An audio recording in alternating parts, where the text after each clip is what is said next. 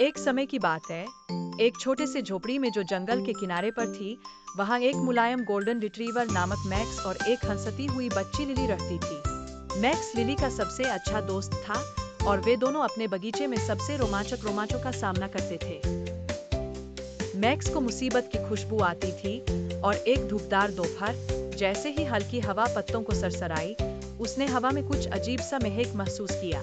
एक शरारती भौंक के साथ वह बगीचे के गेट की ओर कूदा, अपनी पूंछ हिला रहा था। लिली, जो घास के एक टुकड़े पर बैठी थी, अपनी छोटी-छोटी हथेलियां थपथपाई और खुशी से गड़गड़ाई।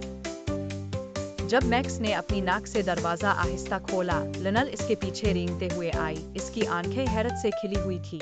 दरवाजे के बाहर एक वसी घास का मैदान था, जो रंग बरंगे फूलों और अलिफाती हुई तितलियों से भरा था।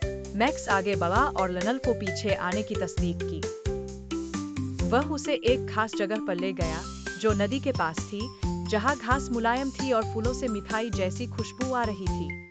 लिली हंसी जब तितली ने उसकी नाक को गुदगुदाया और मैक्स ने भौंक मारी, जो कुत्तों की भाषा में "क्या यह मजेदार नहीं है" का मतलब था। वे नदी के किनारे बैठे थे। अचानक एक नरम छींकने की आवाज ने उनकी तवज्जो हासिल की। कुछ नरम बटीरे पानी के किनारे पर चलते हुए आ गए थे। मैक्स ने लिनल की तरफ नजर डाली और दोनों को पता था कि क्या करना जरूरी है। ये वक्त था कि छोटे बटीरे को उनकी माँ के पास वापस पहुंचने में मदद दी जाए। मैक्स ने अपने बड़े नाक से बटीरे को रास्ता दिखाया, जबकि लिनल ताली बजाती और इशारा करती रही ताकि उन्हें पीछे चलने की तरगीब दे सके।